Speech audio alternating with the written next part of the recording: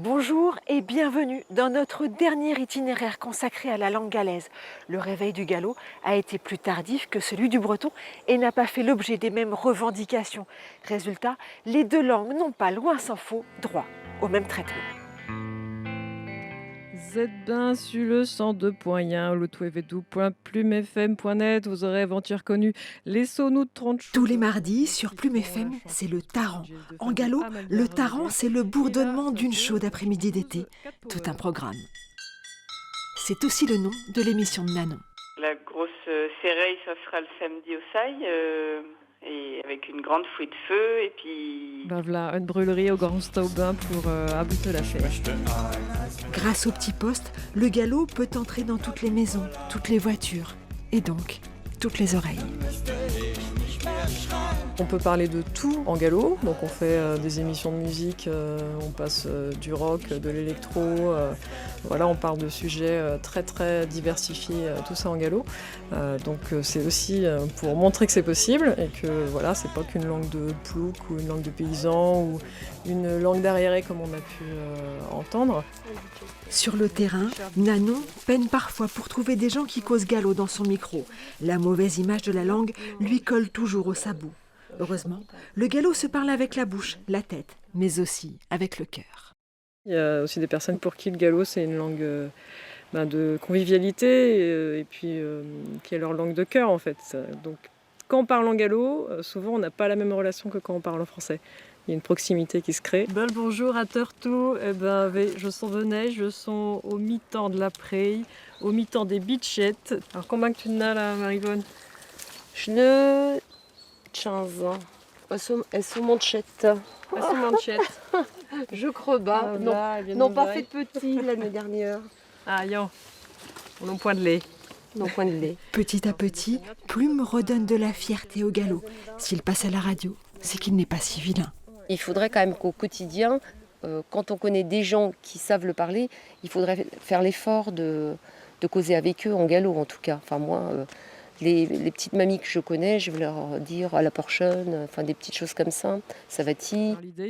Plume FM est la seule radio au monde à diffuser 14 heures d'émissions en gallo chaque semaine. Et ça change tout. Si on sert de nouveaux mots, de certains néologismes, ça permet aussi de leur donner une vie plus importante, de les diffuser. Et on a eu des fois des retours de personnes qui commençaient à se servir de mots comme ordinoueux pour ordinateur, alors que voilà, ils l'avaient juste entendu à la radio. Et c'est un mot qui n'est pas très ancien, quoi. On contribue à faire vivre la langue. Bon, et puis on continue. Un petit en musique pour finir le Taran. Et c'est ainsi que d'émission en émission, le gallo circule et vit, tout simplement. Pour que la langue vive, il faut qu'elle se parle, qu'elle s'entende partout, à l'école, au quotidien et même en vacances. Je vous laisse découvrir les colos en gallo. C'est notre séquence Ina. Tu nous ferais-tu faire une petite tournée de ta ferme Cet après-midi-là, c'était activité découverte du pays. Nous sommes dans le centre Bretagne, limite Côte d'Armor, Morbihan. Norbert est paysan et il parle gallo. Il y a un viao qui est perdu là? Oui, parce que la meur, elle a tellement une grosse mamelle que le viao, il n'a pas pu peut-être. Et pour nos ados en vacances à Plumieux, ça tombe bien, c'est une colo gallo. C'est un peu l'histoire de chez nous, quoi. Nos grands-parents parlaient de gallo. Il y avait un psychiatre qui disait qu'en Bretagne, on se suicidait bien plus fort que dans les autres régions, parce qu'on nous avait retiré nos paroles, nos façons de dire, d'élever les garçailles, ou des mots vraiment, des vrais mots qui ont du sens. Et en français, ça ne veut pas dire du tout la même chose. Et du coup, c'est pour ça qu'il y a une transmission d'amour et tout là qui ne s'est pas fait avec les mots de français. J'aime bien les gens qui le parlent surtout, en fait. Je les trouve, ils sont sympas et puis ils ont vraiment envie d'apprendre, enfin de te faire apprendre cette langue. Du matin jusqu'au soir, c'est zombies dans le noir. J'y ai mis toute ma boursée, je serai prêt à tout acheter. Depuis les années 80, en Haute-Bretagne, des gens se battent pour que le gallo ait un avenir. Des cours pour petits et grands ouvrent ici et là.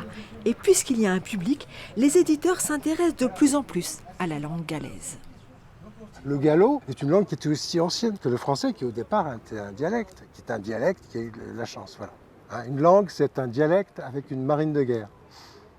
Et le gallo, c'est ça. Le gallo, on a longtemps pensé, à cause de la proximité du français, que c'était du français déformé. C'était du français de la campagne. Alors vous, qu'est-ce qui vous a donné envie d'éditer des livres en gallo? C'est une langue qui est pour parler correctement français, en plein revival, voilà. Ce qui s'est passé un peu pour le breton dans les années 70, même s'il n'y a pas encore forcément d'Alan Stivell. Il y a une nouvelle génération de jeunes auteurs qui ont décidé de reprendre en main le gallo, effectivement, d'en faire une langue moderne. Donc voilà, on a envie d'offrir aux enfants, aux adolescents, aux adultes, effectivement, de quoi lire dans leur langue maternelle ou dans la langue qu'ils sont en train d'apprendre. C'est important pour les gens d'avoir des choses à lire dans leur langue. Une langue existe si elle est écrite, mais une langue existe si elle a une littérature. Ce que font au départ les Galaisans, qui n'ont jamais lu le gallo, ils disent « ouais, c'est pas le même gallo, comme on peut dire, c'est pas le même breton ». Alors ils ouvrent un livre, l'Imagier par exemple, et puis ils lisent à haute voix. Et tout d'un coup, là ça marche, effectivement. Voilà. Donc en lisant à haute voix, ils s'aperçoivent que c'est bien le même gallo. Voilà, c'est ça. Mais toutes les langues peuvent s'écrire, bien entendu. Tout. Et encore une fois, là aussi, tout peut se dire en gallo, comme dans les autres langues, bien sûr. Bien sûr. Ce n'est pas parce qu'on n'a pas appris à écrire le gallo qu'on ne peut pas l'écrire. Et cette littérature, elle peut permettre aux Galaisans de retrouver la fierté de cette langue? C'est une chance de parler plusieurs langues. Le monde est multiculturel, il est multilangue. La France est une des très rares exceptions, effectivement, dans tous les pays, la plupart des pays du monde, on parle plusieurs langues. On ne peut pas réfléchir le gallo contre le français ou le gallo contre le breton, c'est l'un plus l'autre. Voilà, notre itinéraire se termine. Nous, on vous dit à bientôt et on vous laisse méditer cette phrase du romancier Paul Féval. Les deux langues de ce pays, écrivait-il en 1895, le breton et le gallo sont deux bijoux sans prix.